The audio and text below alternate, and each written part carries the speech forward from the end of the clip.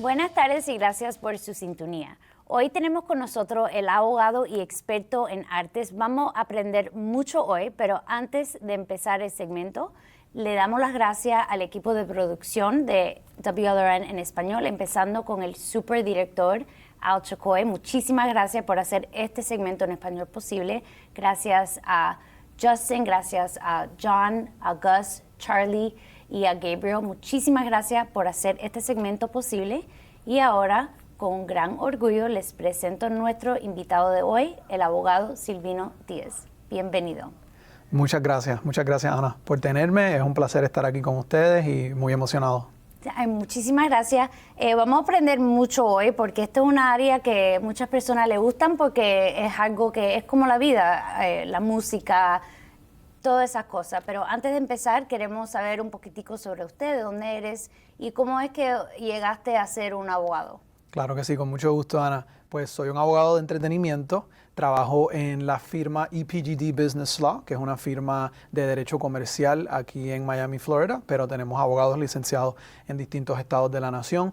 Originalmente vengo de Puerto Rico. Tengo mi licencia para practicar el derecho en Puerto Rico desde el año 2014 y me mudé a Miami en el año 2017, obteniendo mi revalidación con mi licencia para practicar la abogacía en el 2019.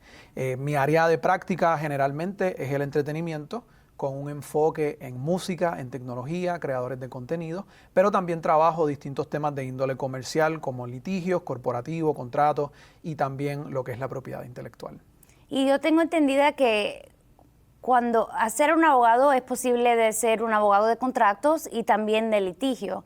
Y la rama que usted se enfoca es casi los dos, porque si usted está ayudando a una persona a entrar en un contrato, a veces la otra persona no cumple y entonces tiempo para litigio. ¿Cómo eso tiene que ver con, por ejemplo, la música o derechos de algo de arte? Claro. Es una excelente pregunta porque es algo que yo en mis mentorías a estudiantes y a jóvenes profesionales trato de enfatizar, que el derecho de entretenimiento no es un monolito, es decir, a diferencia de la insolvencia, la bancarrota, el derecho de aviación, hay códigos, hay estatutos que tú puedes ir y lees y conoces la ley sobre ese campo.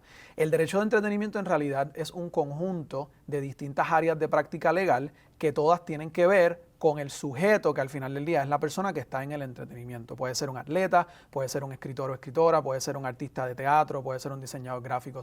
Una manera que yo lo simplifico es diciendo que el derecho de entretenimiento lo que cambia es el sujeto, que la persona que está en el litigio, la persona que está negociando el contrato, da la casualidad que se dedica a las artes y al espectáculo. Por esa razón, porque muchos de los activos de propiedad que se trabajan en este mundo son activos intangibles. Puede ser una canción, puede ser un escrito, puede ser una coreografía. Hay un componente de que los profesionales que trabajan en este campo tienen que tener un conocimiento bastante especializado con las áreas de propiedad intelectual, derecho marcario, derechos de autor, patentes y secretos de negocio. Pero por lo general, como yo siempre le digo a los profesionales jóvenes y estudiantes, uno tiene que tener su cinturón de Batman. Como Batman tiene todas sus herramientas, tú tienes que tener tus herramientas de litigio, herramientas de contrato, propiedad intelectual, planificación sucesoral, un poco de derecho migratorio y otras áreas de práctica porque nunca sabes con qué va a venir tu cliente a tener un problema que tú tengas que atender. Así que es bueno tener una formación bastante holística cuando se trata del trasfondo profesional para ser un abogado de entretenimiento. Sí, mencionaste baile, mencionaste música y es una cosa que nosotros vemos día a día. Puede ser en una comercial, puede ser en el radio y es mucho más complejo, no complicado, pero a la misma vez hay mucho que viene en eso. Por ejemplo, vamos a suponer que yo soy una persona que yo inventé un baile o quiero ponerlo en internet y, no sé, un comercial, por ejemplo.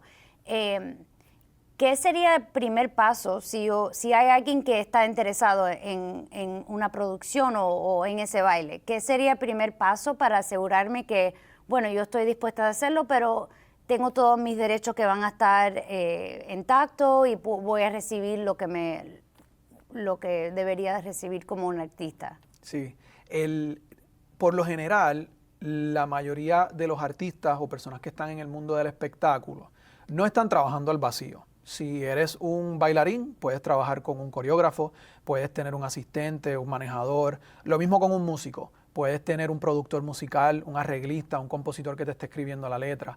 So, en ese sentido, como no estás trabajando al vacío, siempre vas a tener un equipo de trabajo. So, una de las primeras cosas que vas a querer asegurar es que las personas con quien tú estás trabajando te han entregado o te han licenciado, dado permiso para utilizar los derechos que ellos en conjunto te ayudaron a ti crear. Porque la ley de copyright, derechos de autor, cuando se trata de obras literarias y artísticas que están fijados en medios tangibles, provee para que si hay una obra conjunta, es decir, yo junto a un coreógrafo trabajamos un baile, ambos somos autores de esa obra.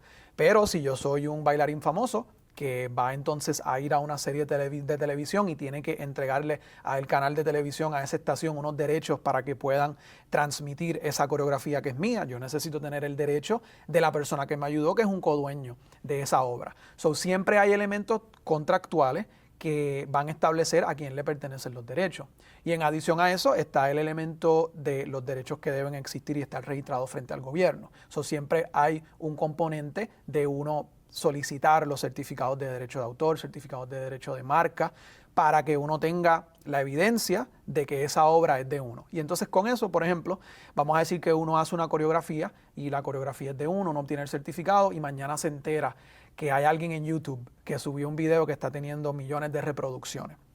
Uno puede con ese certificado notificarle a Alphabet, que es la compañía matriz de Google y de YouTube, que tumben el video, que le envíen una notificación a la persona que está infringiendo el derecho. ¿Y cómo uno hace eso? Mostrándole evidencia de que uno es el dueño de la cosa a través de una certificación. So, ciertamente, inicialmente uno tiene que pensar desde el punto de vista contractual, asegurar los derechos con las personas con quien uno participa, pero a la misma vez asegurar que uno tiene los registros emitidos por el gobierno para tener evidencia de primera fase que esa es la propiedad de uno. Muchas gracias por esa explicación. Usando ese ejemplo, vamos a suponer que eso pasa y subieron el video en YouTube.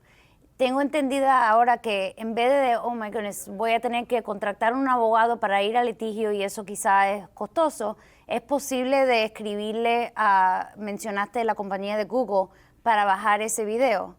Es posible. Hay leyes, estatutos federales que le proveen a estas plataformas digitales, lo que es un Meta, un Facebook, lo que puede ser un WhatsApp, lo que puede ser un LinkedIn, un YouTube, le proveen a esas plataformas lo que se llama un safe harbor, si es que ellos a través de su plataforma establecen un proceso donde ellos pueden poner a las partes en contacto para tratar de resolver la disputa. Una confusión que tienen muchos usuarios al momento de hacer un reporte a YouTube, por ejemplo, para un takedown o para una notificación de una violación, es que ellos piensan que YouTube es el intermediario y el mediador entre las partes para resolver el conflicto. YouTube en este caso no tiene ese rol. YouTube hasta cierto punto, ¿verdad? Y para utilizar el lenguaje informal, se puede lavar las manos de ser responsable por poner un material que infringe los derechos de autor de una persona en su plataforma si provee un proceso para que las partes se puedan comunicar. So, por lo general, lo que uno ve es que YouTube establece un mecanismo a través de su plataforma en donde uno puede notificar reportar esa infracción y entonces YouTube le notifica a la otra parte, mira, hay alguien que está a través de nuestra plataforma diciendo que infringiste los derechos y entonces YouTube le va a pedir a esa persona que muestre si tiene un permiso para utilizar el activo o si es el dueño del activo. De no serlo, YouTube se reserva el derecho, puede tumbar el contenido, puede dejar de monetizar el contenido, puede deplatform o suspender el canal o el usuario a través de su cuenta de Gmail. Pero por lo general YouTube no va a resolver disputas. YouTube no va a poner el sello final y muchas veces, por ejemplo, cuando se va más allá de casos de propiedad intelectual y casos de, por ejemplo, difamación, porque YouTube es una plataforma donde la gente se comunica, se presta para que hayan expresiones difamatorias. YouTube requiere inclusive una orden de un tribunal estableciendo que sí, en efecto, hubo difamación previo a que ellos tomen el paso drástico de remover un video o remover un usuario. Pero por lo general ellos te presentan las herramientas, pero no son un intermediario ni un mediador. Pero sí tienen el poder de si hay algo que se ve como que están usando sin permiso, ellos tienen el derecho de, como mencionaste, non monetized, que una persona no va a poder ganar dinero sobre ese video porque no tienen el derecho, por ejemplo. Y usted ayuda a las personas que en ambos lados que o crearon ese video, lo que sea, y el otro lado que está tratando de recuperar sus derechos. Es correcto, podemos hacerlo de ambas formas. Otra cosa también que YouTube provee es que, como toda plataforma en línea, ellos tienen sus términos y condiciones, que es como quien dice la conducta y la póliza de conducta para los usuarios. So, en adición a las disposiciones de ley que ellos tienen que cumplir, ellos también se reservan el derecho desde el punto de vista estrictamente contractual de decir, si nosotros en nuestra pura y plena discreción entendemos que esto viola nuestros términos, pues ahí quedó y podemos tomar la acción que sea necesaria. So, hay esos son los distintos elementos que uno tiene que navegar como usuario, tanto desde el punto de vista de propiedad intelectual como desde el punto de vista contractual de la relación de uno frente a la plataforma, de asegurarse que cumple con ambas para poder seguir siendo un usuario de la plataforma. Y háblanos sobre TikTok, porque yo sé que recientemente algo pasó con TikTok y eso es un tópico muy caliente en este momento. ¿Nos puede explicar un poquitico qué es lo que está pasando y había litigio? ¿Qué está pasando en eso? Pues a grandes rasgos, TikTok ha estado en las noticias en los últimos 12, 18 meses, porque el gobierno de los Estados Unidos tiene una sospecha de que TikTok pueda presentar un riesgo de seguridad nacional, ya sea porque la data de los usuarios que recoge TikTok le pertenece a una compañía china que se llama ByteDance, que puede o no estar relacionada con el gobierno chino, y el gobierno de los Estados Unidos sospecha que esa información, que esa data, puede estar siendo utilizada para propósitos que no estén mejor alineados con los intereses de seguridad nacional del país. Y entonces, a base de eso, desde el punto de vista ya congresional, TikTok está bajo una notificación de que tiene que conseguir un comprador americano que pueda asumir las riendas de la compañía para que la compañía no esté siendo propiedad de una compañía china. De lo contrario, de TikTok no conseguir ese comprador, pues TikTok entonces dejaría de estar hábil para los usuarios en los Estados Unidos. Mi sospecha es que van a poder conseguir ese comprador. TikTok ahora mismo representa un insumo de billones de dólares para los creadores de contenido en los Estados Unidos, no solamente los músicos, sino influencers, personas que utilizan la plataforma para mercadear sus productos y servicios. Hay una gran actividad económica que TikTok presenta, mucho más allá inclusive que otras plataformas digitales, no todas, pero es una de las plataformas con mayor crecimiento, tiene más de 1 billón de usuarios mundialmente y hay estadísticas que dicen que generan sobre cientos de miles de empleos al año para personas que viven de o vender sus productos a través de TikTok o crear contenido que se monetiza directamente a través de la plataforma. Desde el punto de vista musical, que es una de las áreas que yo trabajo más comúnmente, lo que sucede es que TikTok trabaja mucho con videos, sonidos y grabaciones. Que puede haber una influencer que hace un baile con la canción más trending de Taylor Swift y esas canciones tienen dueños y tienen derechos de autor que tienen que ser honrados. Lo que hace TikTok es que TikTok entra en contratos con las grandes disqueras para asegurar que los derechos estén siendo bien utilizados y que las disqueras pues tengan un insumo de capital y que se les pague por esa licencia. La disquera más grande del mundo, con un market share de sobre 30%, es Universal Music Group. Ellos tenían un contrato con TikTok para esas mismas licencias que venció en enero de este año. Y al vencer, naturalmente, pues ocurren renegociaciones, pero esa negociación terminó en un impasse. Porque, número uno, Universal entendía que lo que le estaba pagando TikTok era una cantidad muy pequeña, de hecho constituía el 1% de los ingresos de Universal en comparación con YouTube, que representa muchísimo más. Y ellos también estaban preocupados por el tema de los deepfakes, por el tema de inteligencia artificial y por el tema de la violación a los derechos de autor y a los derechos de imagen que se ven a través de la plataforma. Esa negociación, como quien dice, se cayó.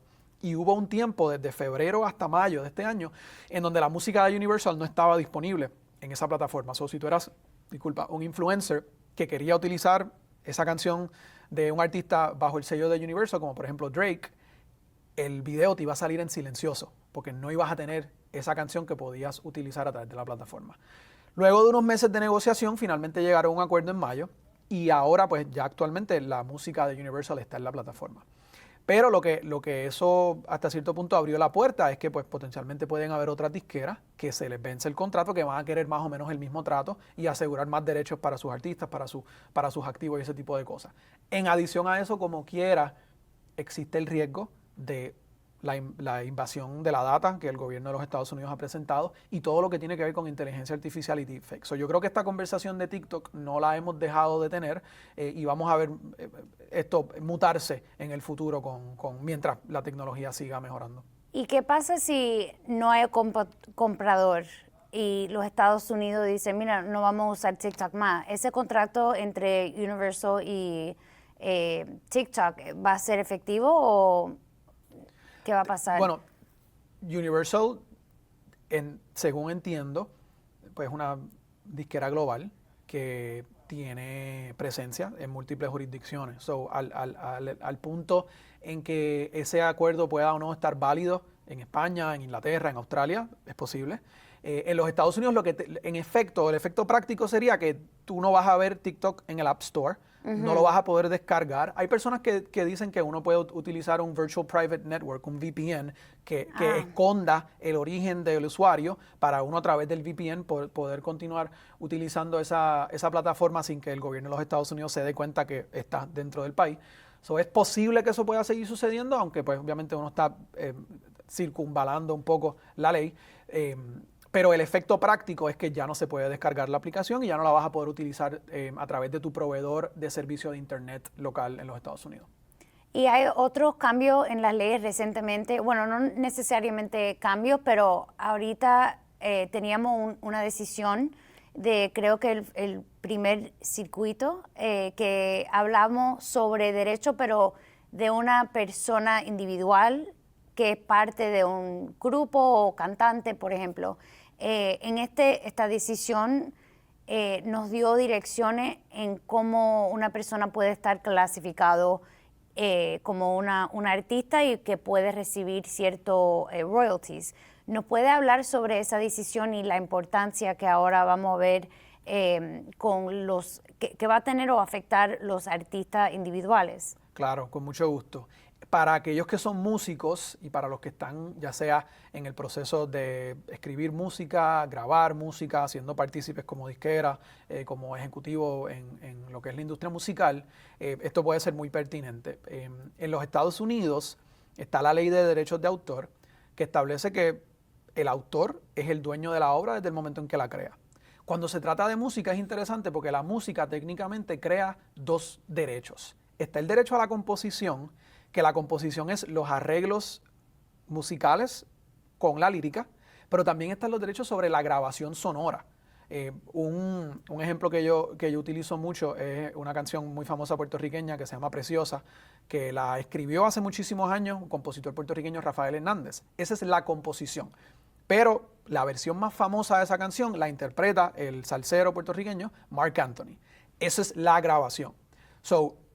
Pasa con las composiciones en general, que cuando uno crea una canción y la graba, uno tiene esos dos derechos. En los Estados Unidos, la ley de copyright ha establecido distintas maneras en cuales tanto los compositores como los dueños de esas grabaciones musicales perciben regalías cuando su música o suena en la radio, o suena en estaciones digitales, o es reproducida. Hay mecanismos estatutarios, es decir, proveídos por la misma ley, que crean entidades que recogen esas regalías y se las entregan a los compositores. El caso del primer circuito tiene que ver con la banda de salsa conocida puertorriqueña que se llama El Gran Combo, que estaba en litigio con su previo cantante lead, ¿verdad? Charlie Aponte. Entonces, hay una regalía en los Estados Unidos que le otorga al dueño de la grabación sonora la regalía tanto de la grabación como regalías para los miembros de esa agrupación. Pero existía la pregunta, ¿una banda puede ser un miembro, no una persona individual? ¿Una compañía que sea dueña de la banda puede ser conocida como el artista para propósitos de esa regalía? Y esa pregunta en realidad no se había traído ante los tribunales de esa forma. En esa disputa que ocurrió entre la banda y el cantante, El cantante pues obviamente alegaba de que yo al ser un artista que toca en la canción, yo tengo derecho como performer. Y la banda decía, nosotros somos la banda es el performer, la compañía es el performer, no tú como miembro individual. Y entonces el tribunal del primer circuito se dio la tarea de determinar si para propósitos de esa regalía, de ese componente de regalía que se divide entre el dueño del copyright y los performers, si una corporación o una banda como entidad amorfa podía ser considerada como ese performer. Y el primer circuito determinó que según establece la ley lo que quiere hacer es proteger a los individuos que contribuyen a las creaciones, ya sean los miembros individuales de la banda o, por ejemplo, un featured artist en su carácter personal que viene a colaborar.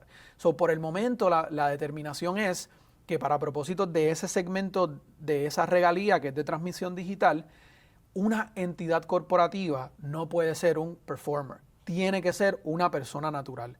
Y eso potencialmente, el efecto práctico que puede tener es que si yo estoy en una banda y yo firmo un contrato de disquera, yo siempre como individuo voy a tener derecho a esa regalía que la ley establece que es para mí como individuo, a diferencia de yo tener que verme obligado a cederle eso a la compañía. Ahora lo que yo invito a los músicos a hacer es que examinen esas relaciones que tienen con su disquera, con su banda, que vean los derechos que están percibiendo y que puedan vindicar esos derechos para recibir esa regalía que el propio gobierno establece que es tuya. Creo que va a haber mucha actividad en cuanto a miembros individuales de agrupaciones musicales querer moverse para recolectar esa regalía, y para eso nosotros estamos. Y no es algo también, porque tienes razón en que si hay una banda a veces cambian los miembros. Si usted estaba parte de la banda y usted era el cantante, pero entonces esa banda cogió otra persona, usted como un individual sí va a tener el poder debajo de esta interpretación de la ley. Sí, y lo que termina pasando, a mí me gusta mirarlo por grabación, porque una banda con un lead singer graba un tema y esa es la grabación en donde ese lead singer va a tener el derecho a esa regalía. Si mañana la banda graba otra canción con otro miembro, pues eso no afecta a los derechos que ya se crearon sobre esa obra. La manera en que a mí me gusta pensarlo es trabajo por trabajo.